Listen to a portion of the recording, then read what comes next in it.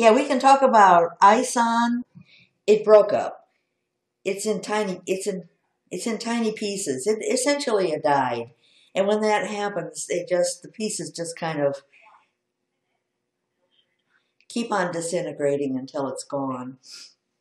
It didn't make it. The one in 2011, Lovejoy, didn't make it either. Lenin, broke up before it even got near the sun. But they make a lot out of these comets. They make, oh, it's Nibiru. Oh, it's going to be impact, collide with Earth, or, and there's all this hype, which is just lies. Well, I would not be surprised if any leader of a country such as Putin had met an alien, and of course Russia was part of MJ-12. And we're talking about way back in the 1940s, 50s, 60s, etc., and on. And this would,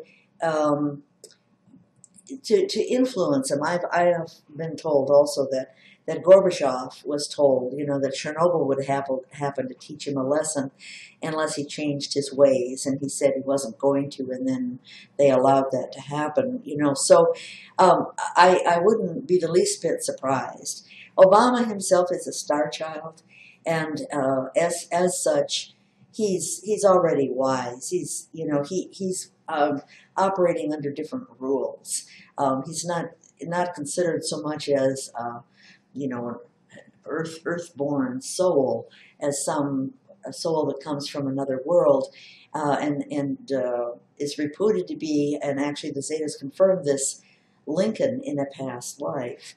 So some of these people that have migrated into these positions of power and influence, like a Mandela, for instance, they're old souls, old and wise, and they managed to get themselves in a position of power so that they can influence the great changes that are going on.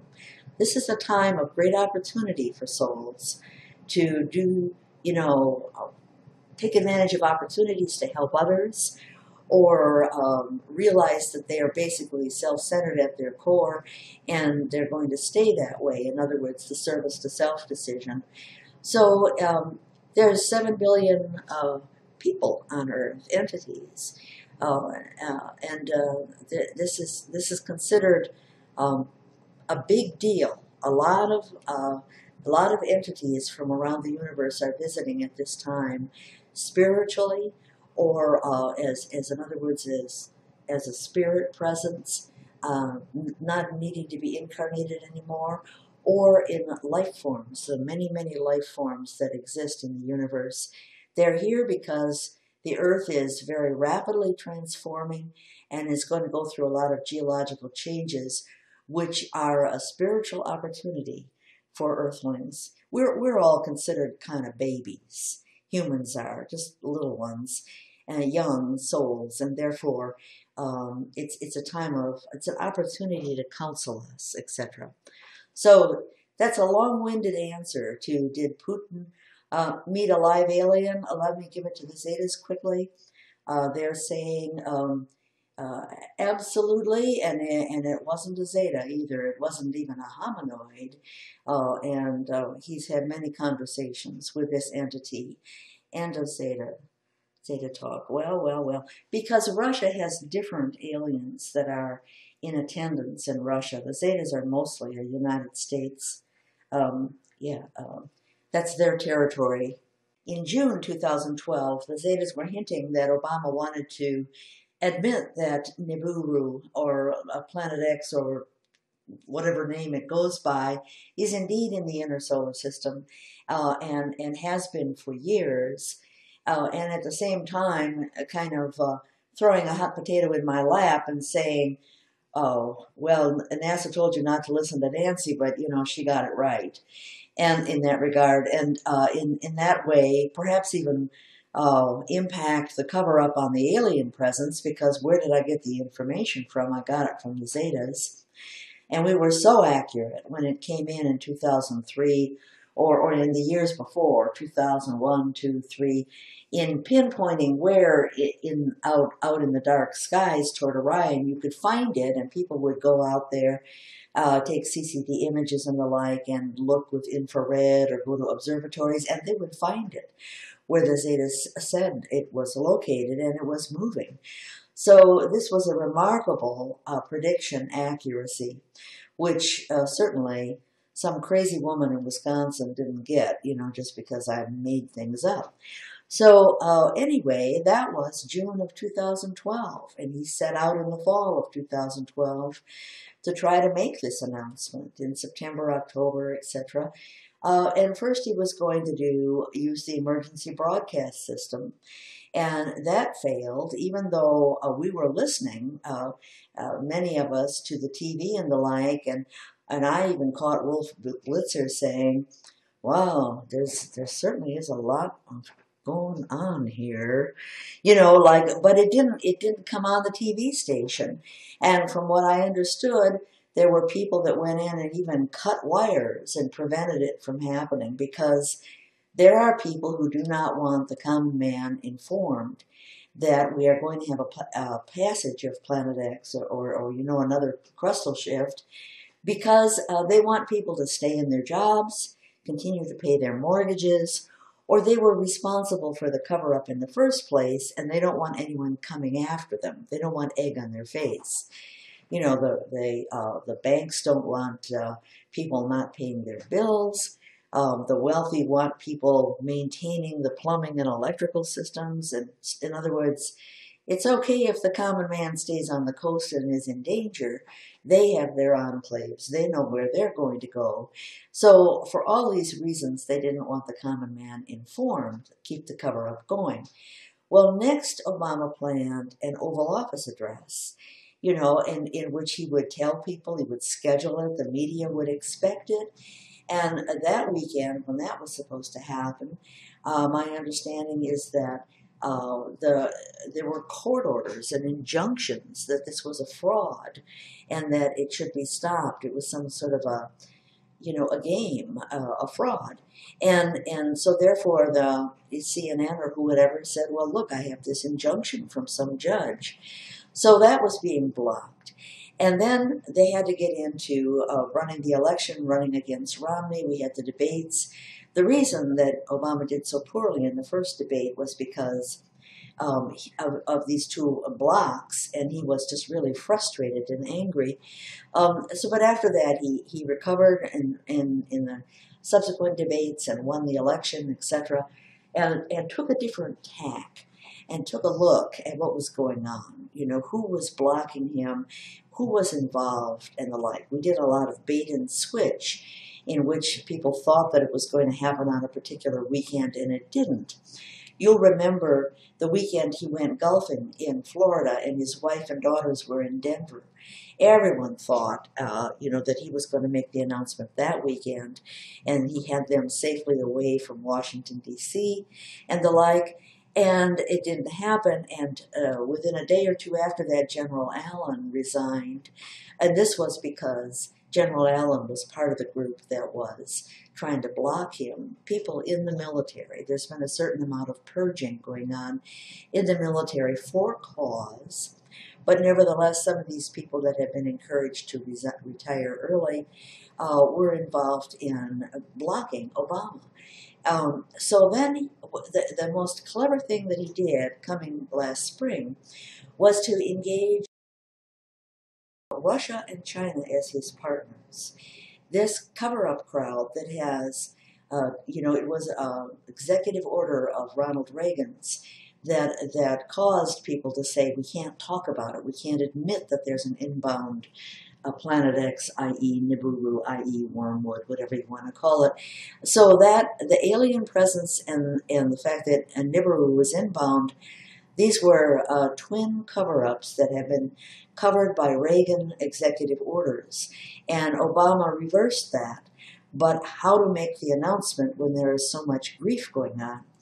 Well, these people in the U.S., the CIA, the DIA, the old men in smoke-filled rooms, they can't reach into China or Russia. They may be able to do things within the U.S., but not not in those other two big countries. And he partnered. You know, when he met with Xi in California last May, and he met with Putin even before that, and again in September at the G20, and they have a date set in which they want to make sure that all the crops are in, that the weather is cold enough that people aren't going to just rush out and sit in the hills and leave their jobs. In other words, it's likely to be a midwinter kind of announcement. But they're going to say, guess what? There is a planetary presence, you know, close to the sun. It's been around for years.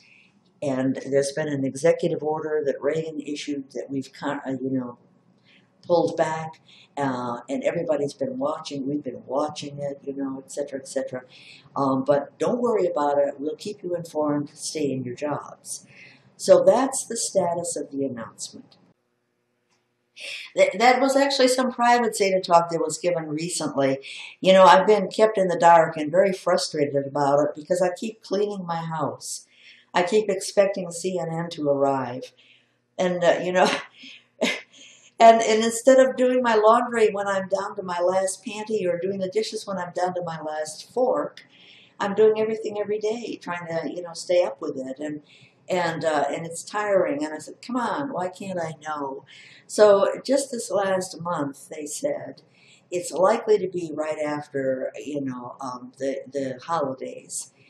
You know, in the U.S., the Christmas season is when retailers make 50% of their profit. And an awful lot of these toys and things are manufactured in China, for instance.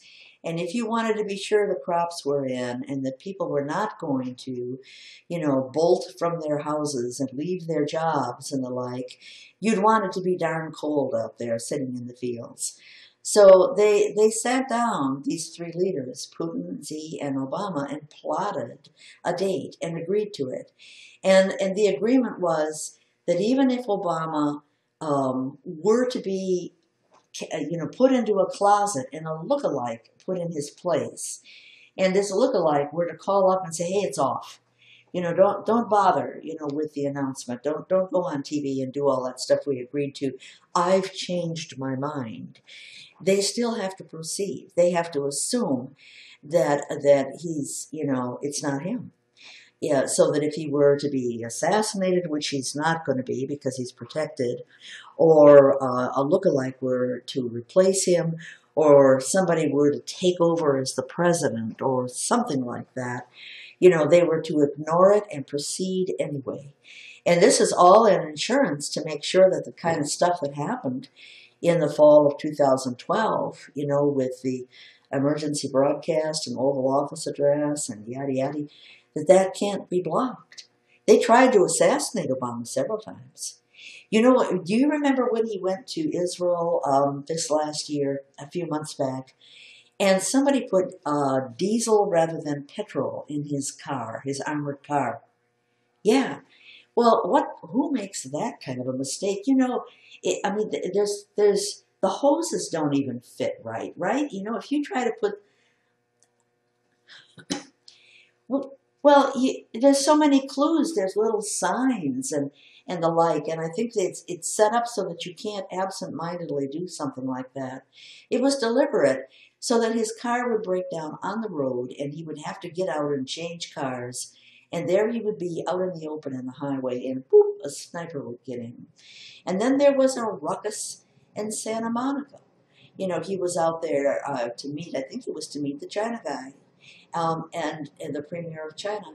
And there was some shootout, you know, where everybody was, and then there was the Navy Yard shootout, you know, where everybody, Obama was supposed to go out on the lawn and talk to people, reporters, and all of a sudden we have this Navy Yard thing going on where somebody who was supposed to be, I mean, on medication or something like, it's very easy to fool around with someone's medication and make somebody go berserk. You know, the CIA is clever with that stuff. They can give you a heart attack, and they can mess with, you know, and whisper in your ear, and there you are, you go a berserker.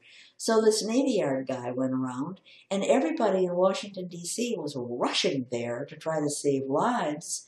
And Obama wisely said, we're not doing this in the yard, we're doing it in the White House, and moved indoors into a secure location because there was another setup where a sniper was supposed to be able to get at him. And then there was a luncheon where he was supposed to go, and this Republican, retiring Republican senator whom he really likes, was hosting this. Lobster and blueberry pie, I guess it was, whatever. And everybody was going to eat from the communal bowl, so to speak. And Obama refused to eat any of it. And they said, well, you can't get poisoned. It's a communal bowl. Everybody's dipping in, right? Well, guess what the Zetas said? They said it was the tableware. Presidents do not just willy-nilly eat, and pick up anybody's tableware. They have a chef, they have somebody set the table for them with their own dishes and the like, and the food is prepared very carefully. So this is actually watched over like a hawk, even though they're shown walking around and eating a hot dog or eating an ice cream cone, that kind of thing. But it's not that casual at all. Well, they poisoned the tableware, and he refused to pick it up and eat it. And the Zetas said, and whoever poisoned that immediately came in and removed the tableware and ran off with it and washed it so nobody would know. But these are several assassination attempts to try to kill Obama so that he could not proceed with, explaining that Nibiru really exists, which is becoming increasingly obvious. My name, Nancy Leader, is the only name that NASA has ever mentioned. Don't listen to Nancy Leader. And they did that since 2009. They did that on interviews. It was in print. They did that on Dick Morrison and Don Yeomans of JPL, Dick Morrison of NASA. Well, anytime they would talk about Nibiru and be asked about it, they would say, it's not true, it doesn't exist, and don't listen to Nancy Leader. Now, out of the entire world, of all the people that are talking about Nibiru or Planet X or aliens, my name is the only one they tell you not to listen to, right? Which in and of itself ought to raise an eyebrow or two. So, which I kind of consider something to brag about. What is it that I'm doing that they have to warn against it? So I think they have to say that it came in, it's been around for some years, because if they don't, people are going to think that it just arrived and panic and say, we only have a day, we have to get to high ground, right? But if they say that it's been around for years, it came in 2003 or whatever, now they've got people saying, well, wait a minute, we can think this through. Let's think about this. What kind of a plan do we need? How much time do we have? That kind of thing. And I'm sure they'll say, we'll keep you informed. People are seeing things in the sky. They're seeing second sunrise. The Earth wobble is so bad that you can see this on webcams. I've got some really nice examples in my newsletter. For instance, in newsletter issue 372, which you can find from my website easily, there's a Mexican webcam which is pointing east as the sun goes down in the west.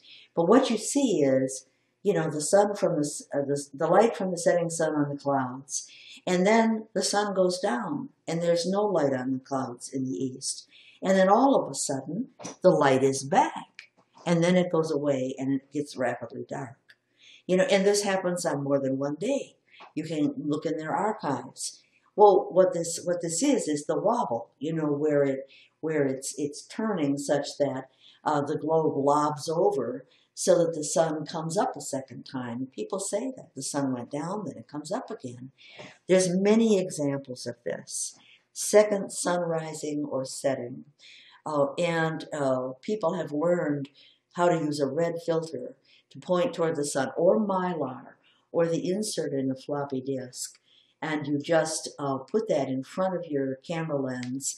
What it does is filter for light in the red spectrum, so that's the only thing that comes through, because it is a very red dust and therefore a very red planet.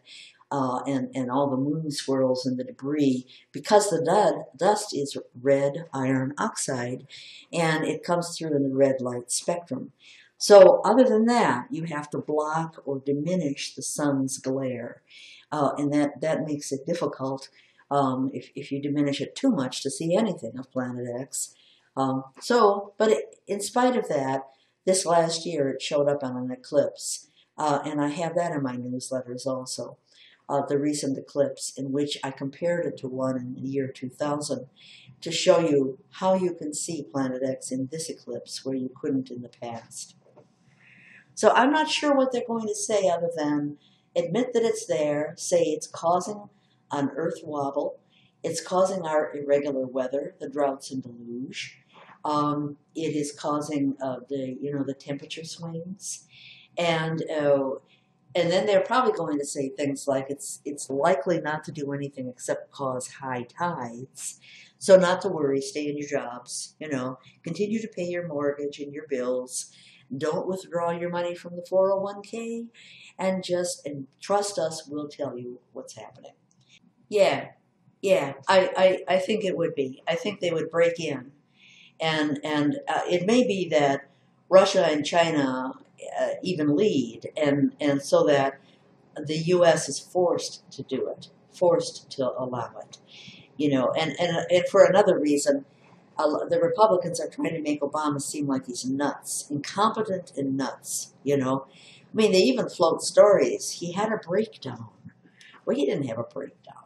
I mean, they invent stories and they try to get things spread. If they can't kill him, they're going to make him crazy or weak or incompetent or something.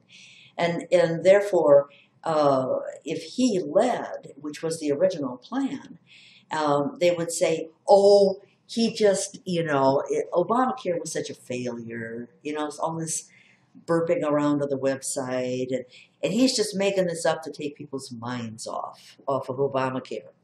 Yeah, and that's what they're trying to do. So they're very clever. These people are not dumb. China and Russia both want this announcement out there. They want the truth out there, so that they can begin to speak openly with their people. China has never been that secretive about. They have these ghost cities. I don't know if you guys are familiar with this, but this has been around for at least a couple of years, and they built cities more in the deserts approaching Mongolia, and where the Chinese people really don't live. They live closer to the coast, or they live in certain rice-growing areas in the south and the like of China, and therefore this is kind of desert areas, but whole cities with high-rises, auditoriums, streets, and it's totally unpopulated in there. They sit, so who's going to populate those? Well, if you actually look at where they're located, you don't want to be too close to. China takes Zeta Talk seriously, and the people in government, and if they know that India, the Zetas have said India will be the new South Pole, therefore very cold. And so Tibet, etc., going to be like Canada, very cold. So southern China is going to be cold, but the new equator is going to go through the Arctic, through the Bering Straits, down and slice through Antarctica. Well, what you've got there is almost like a temperate to tropical area in eastern Russia and in northern China, so that it's that where they place their ghost cities is going to be very temperate, very warm. So now you have China being open in this regard. They don't say what it's for, but they don't make up silly excuses. And when they go to the moon and transmit stuff back, they're going to show alien artifacts and not be coy about it, not try to cover everything up. And Russia, too, has always been more open, like about aliens. They have their generals walking around in crop circles saying, hey, the aliens did it, and the like. And I read some article to the extent that Russia has said to the U.S., if you don't admit the alien presence is real and that they're here now visiting, and stop this silly SETI is listening for radio signals, which is so silly, that if you don't do it, we will, so that there's a lot of pressure from Russia to talk about aliens too. Russia has a dilemma because of the amount of flooding that they're going to experience after the pole shift, when, because of the friction of crustal movement, the seas rise 675 feet. If you look at the maps, I went through early in the days of Zeta Talk and created a simple, green, blue, and dark blue kind of a graphic, where I showed who was going to get flooded and to what extent. And Eastern Europe and Russia, except for the Ural Mountains, and then you have to go all the way to Eastern Russia, where they're up there in the mountains, near Vladivostok and the like, or down through the stands, the countries that are the stands, before you find land that is going to not be flooded. They're going to be devastated, Moscow, etc., etc. So they have to worry about this and try to move their people en masse to Eastern Russia and say, we want you to go there, we want you to get in farms, and get into farming and leave St. Petersburg, leave Moscow, blah, blah, blah. So they're not happy about having to keep their mouth shut, because the U.S. will say, no, Nibiru doesn't exist. They're lying. They don't want that kind of dissension. They want as a united statement so that people can begin to get prepared. It's not me, but I hear it too. Yes. Yeah. Oh, they did. They just did. Yeah. And they have to bend over backwards to maintain this cover. It's getting really uncomfortable. For years, we've watched as they've dumbed down earthquake magnitude. Yeah, and you can tell the magnitude by the area that it's affected and how much buildings fall down and that type of thing. The force and the vastness of the area. And people have noticed for over a decade, if it's a 7, they call it a 6, that kind of thing. Or they call it a 5.9.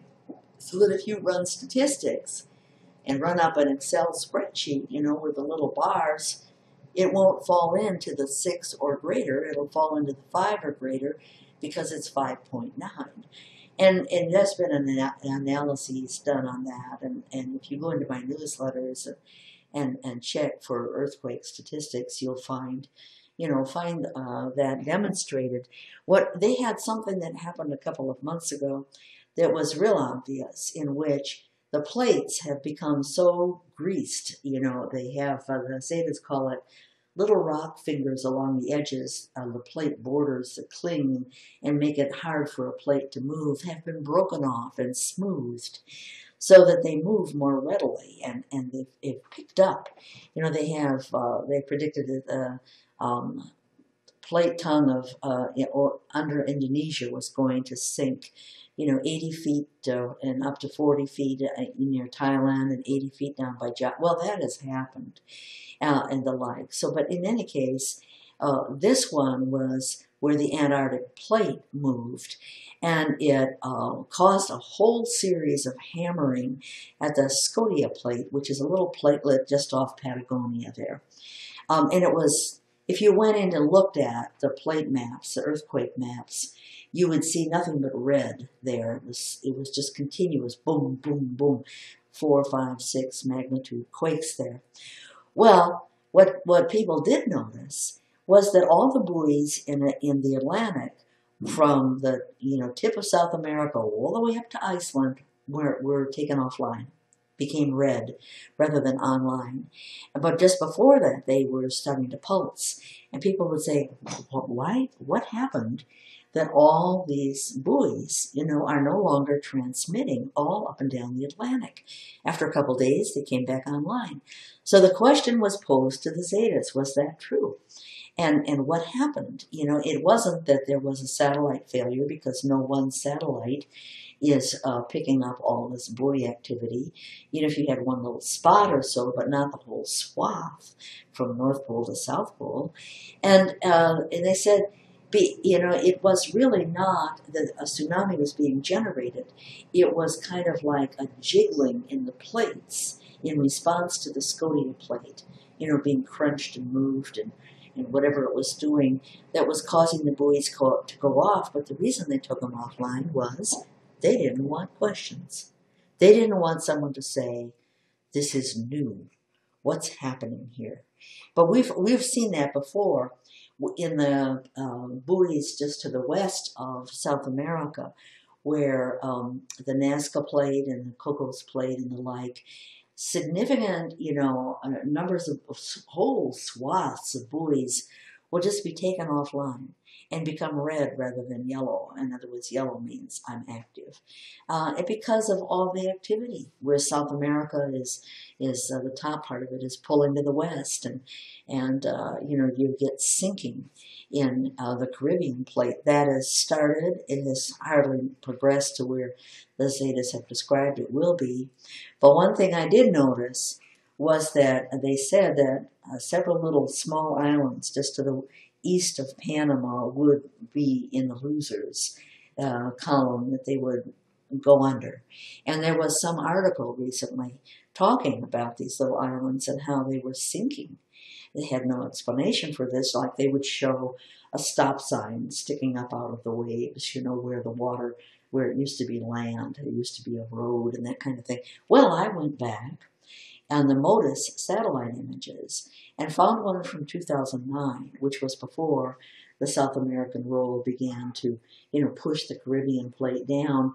And you could see those little islands on that image. And then I took one from today, basically, 2003, and son of a gun, those islands were gone. So, these plate movements are happening, and Africa also, is beginning to move.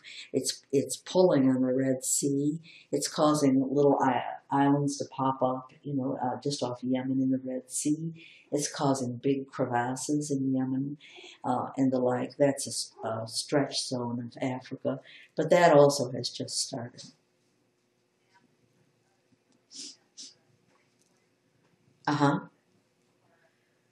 Yeah, the safe locations.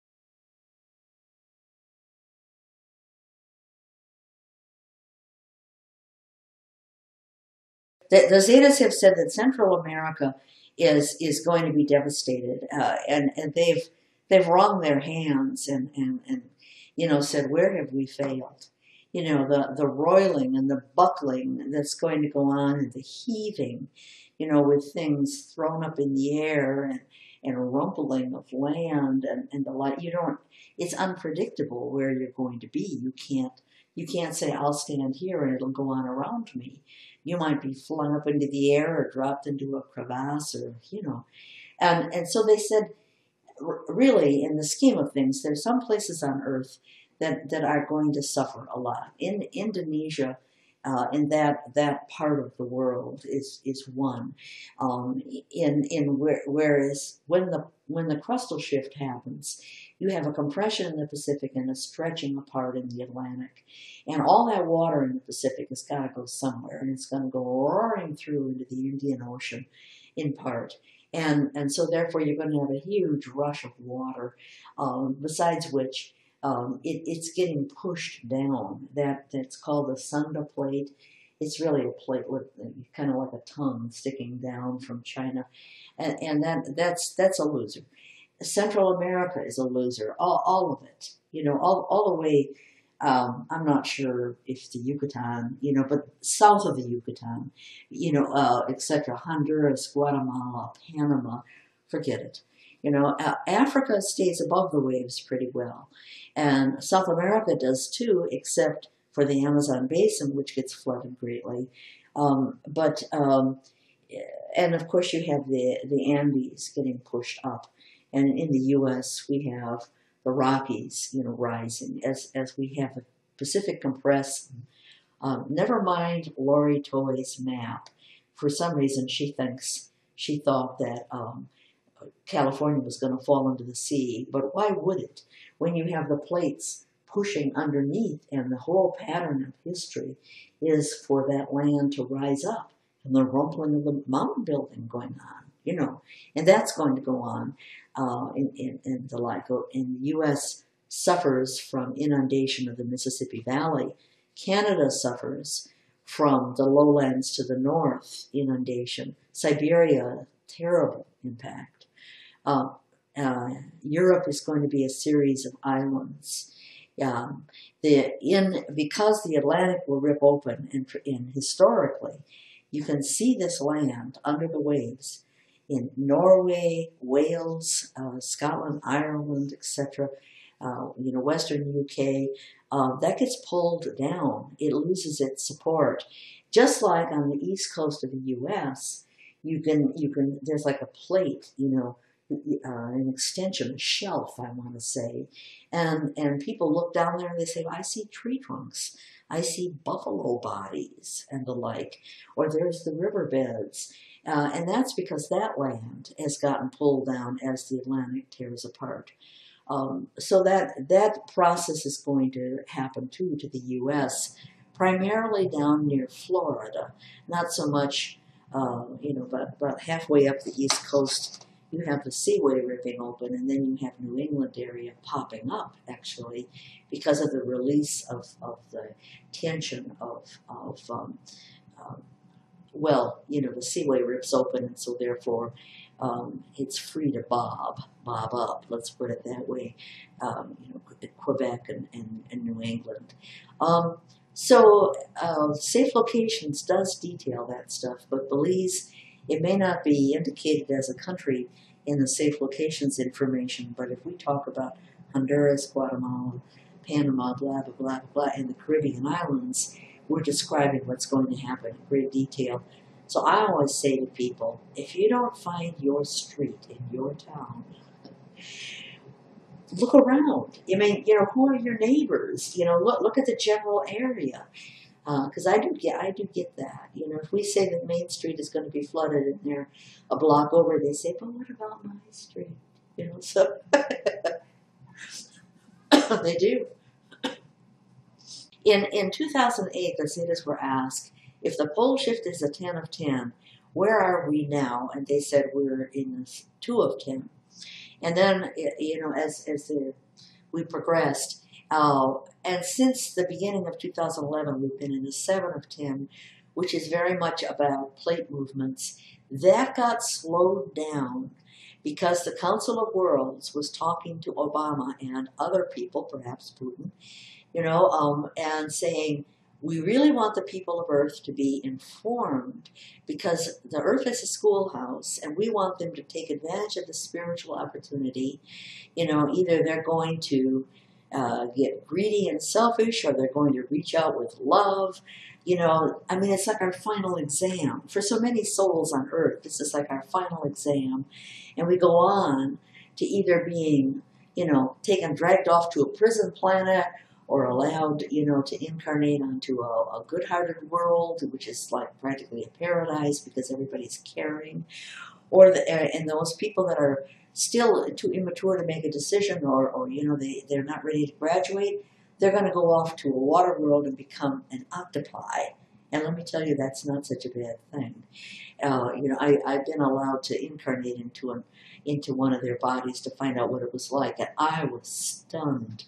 It is actually better than being human. It's totally sensuous. I can't tell you. You feel the water flowing across every inch of your skin, and you can tell where you are and how you're moving by that. It was just a real eye-opener to me. So anyway, that was the 7 of 10, got slowed down, and only until all this can be arranged. They did this as a concession to Russia, China, and Obama, blah, blah, blah, because they were trying their darndest to get the word out, to the people of the world, but I think it was going to be a long time anyway. After we had all that plate movement and lots of death, from that, especially a tsunami heading for Europe that was going to happen, and millions would have died. And this is better to have people informed.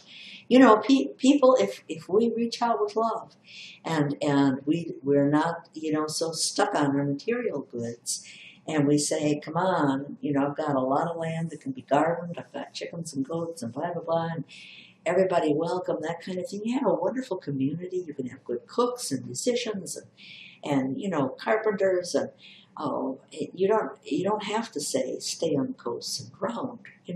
So love is going to have a blooming because of this, and the Council of Worlds wants that, because this is a schoolhouse and we're all getting our final exam, and they want people to have a chance to take their final exam and not just be snuffed out and dead and too bad, because.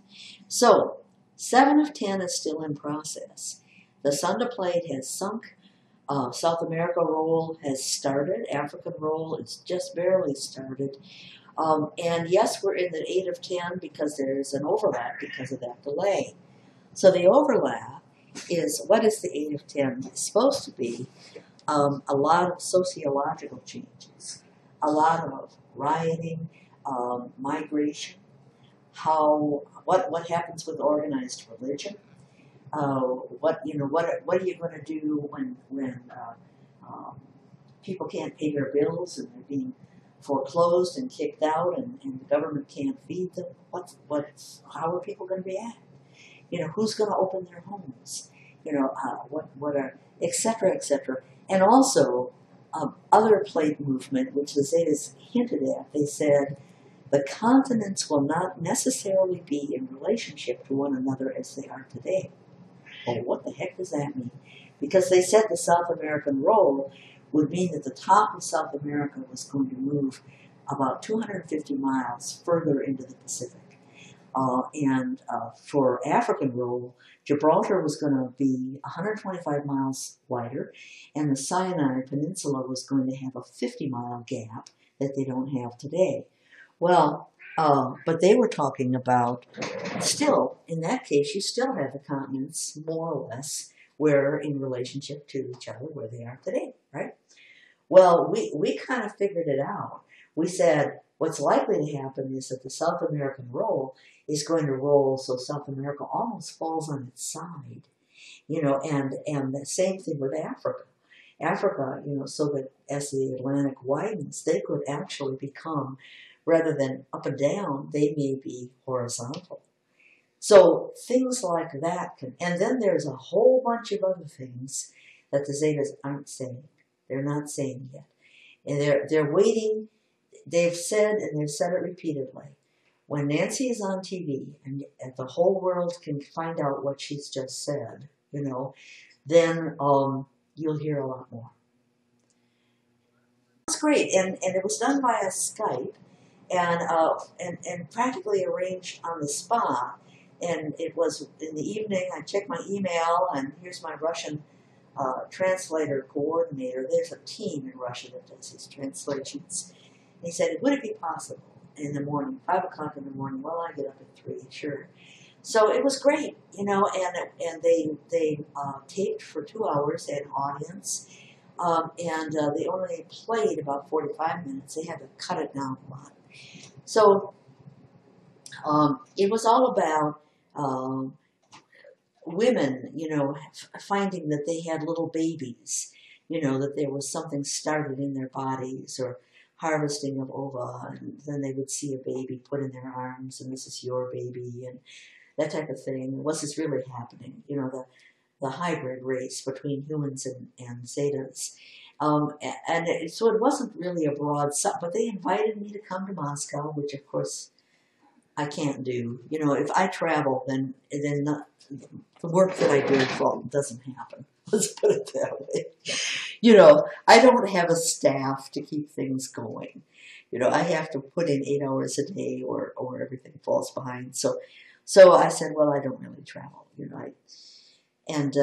But the invite was nice. Welcome to Moscow. And they had me up on a big screen. They had me up on a big screen, two big screens actually, up above the audience, you know, and the people that were being interviewed and were talking were down below like little ants.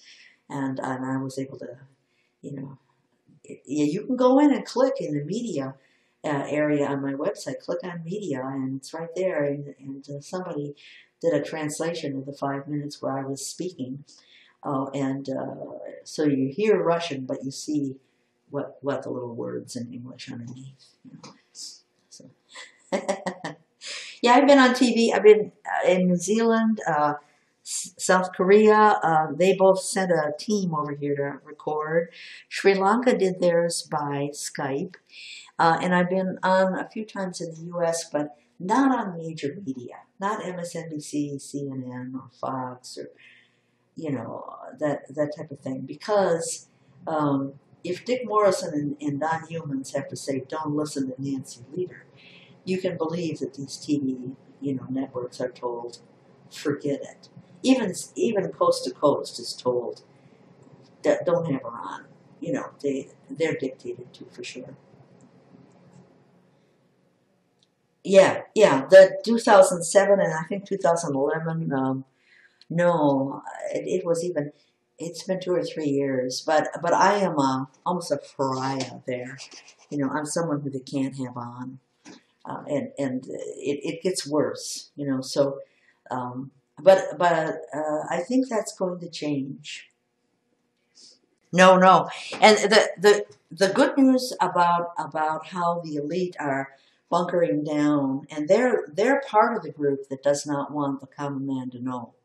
And the way the Zetas have always put it, they don't want your messy panic. When they want to go and get on their Concorde jets and or whatever and drive off in their Porsches up to their bunkers, they don't want you clogging the highways.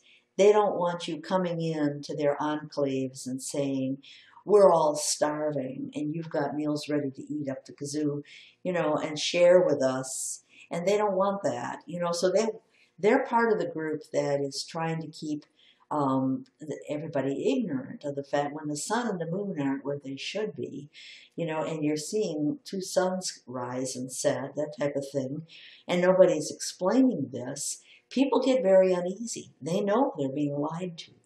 And they say, well, it must be my imagination. Otherwise, why aren't the talking heads on TV talking about this? Why isn't NASA saying this? Or they call up and they say to an observatory, look, I swear the sun came up 20 degrees too far to the south or something like that. And the person says, no, you don't know how to measure. You were seeing things. You're mistaken. Take it from the experts. That didn't happen. Everything is normal. You know, so they want this kind of stuff to continue. So what's going to happen in these bunkers? Well, in the first place, they're going to have a militia to defend them, right? A bunch of guns or whatever, but you know, here's the rich man and his wife and his daughters, and he's got, you know, a dozen guys with guns that are big and tough and tattoos all over them. And they're going to guard the periphery, right? Well, what happens when everything goes down and the phone lines go down and nothing works? You know, the grid is down, but you've got generators and you've got electricity and you've got your stocked liquor cabinet. And these dozen tough guys say, why are we taking orders from this guy? Why don't we rape his daughter and his daughters and his wife and make him clean the toilets? You know, and that's what they'll do, because you can't call the police, you can't call the military, you can't call politicians that have connections and the like. The phones are dead, and these, you know, so basically, what keeps the rich in status, if you think about it, is that they have money, they can bribe government, and they're treated with respect by the police and the courts and judges, and they can get people thrown into prison, etc. You know, you steal from my store, you're going to get a 20-year prison sentence. But if I'm a Wall Street banker, I can, do thus and so, and I don't get any prison time at all. I just have to pay a fine. The rich get away with this because they're bribing people, and they have clout, and can cause, you know, whoever is in power in government to, befriend them. That's going to go away.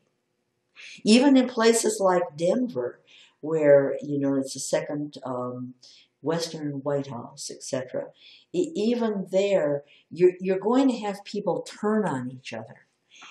You shouldn't assume that everybody's speaking with one voice. Look how competitive politicians are.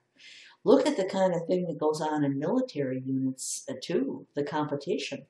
Why wouldn't the military shatter into a lot of rogue units, for instance, and try to use that equipment to set themselves up as kings?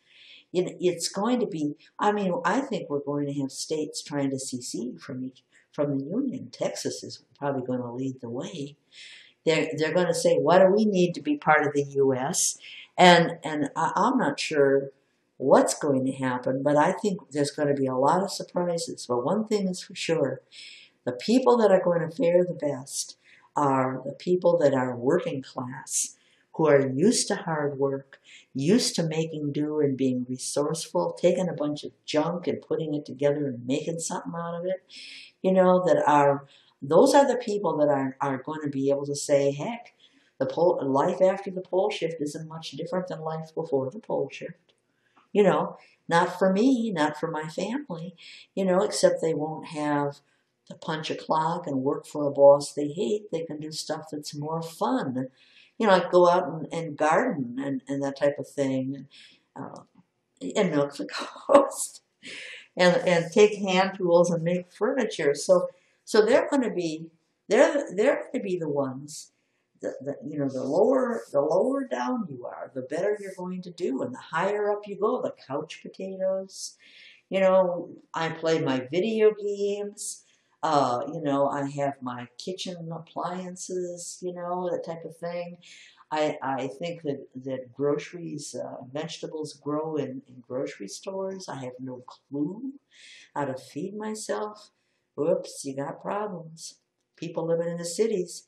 I keep telling them, you don't have to be out in the country and standing on dirt in order to garden.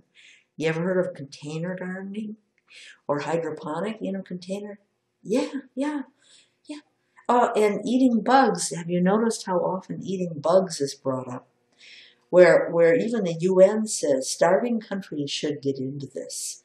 And major newspapers will have pictures of, cricket farmers in Thailand and how you fry them up in oil and they're crunchy just like shrimp. And, I'm not kidding you. It's really become a pattern to talk about eating worms and caterpillars and insects. Yeah, earthworms is something that we did too. And Ichi from Japan came over. He's a sushi chef. And he came over for 6 months, and one of his goals was to create recipes for earthworms. And what we learned is that if you chop them up and then rinse them in water, it works better. You have to get little pieces of sand out of them because they eat sand and it helps their digestion. So and they have blood, so you chop them up and rinse out the blood and the sand. They're basically tasteless, or they have omega-3 as their essential oil. So it tastes a little nutty or a little bit like chicken. But so we made all kinds of recipes, and then we humans would eat them and pass judgment and things. And the ones where you can't tell what you're eating are best. If you chop it up enough so that it looks like a little piece of something in there, or you could dry it and grind it and make a powder and just thicken soup with it. So we made what we called a chicken soup, with all these earthworms and carrots and whatever else. And there was a guy that came to repair the roof that's local in the area. And we ran out there with a bowl of soup and said, would you test this and tell us what you think is the tasty new recipe? So he ate the thing and he said, well, it's good, but I think it needs more chicken, because of course he didn't see any chicken in there. And then he realized what was happening, and he said, "This ain't one of them worm things, is it? You know, too late, he'd eaten it." You know, so yeah, and they don't. I always say the herd doesn't stampede. You know, and it's almost pure protein, 82% protein. There are things you should learn, and that is, if you don't take out the little egg casings, they're like little brown hard things. It's like a natural prophylactic. The worms think, if you leave them around, the worms think that they're going to get overpopulated, and they stop mating and producing babies. So you have to pick out those worm casings, the egg casings, but that makes terrific soil fertilizer. If you water the worm beds, you know, which you have to do anyway to keep it moist, it's basically composting material, plant composting, and they make soil out of it. And the water that comes out on the other end, if you water it, is the best fertilizer. That is better than anything you can buy. And we used that on a hydroponic test, where we used commercial hydroponic fluid, and in one, you know, hydroponic bed, something from the worm beds in the next, and something fish oil from the fish tank, not fish oil, fish water from the fish tank, where the nitrogen from their poop, you know, fertilizes plants, and compared how everything grew. And let me tell you, what we got out of the worm beds was equivalent to the commercial hydroponic fluid. So you can make your own. You can make your own. Yeah. Yeah, good to hear from you guys again. Thank you so much for having me on. Yeah, take care. Bye-bye now.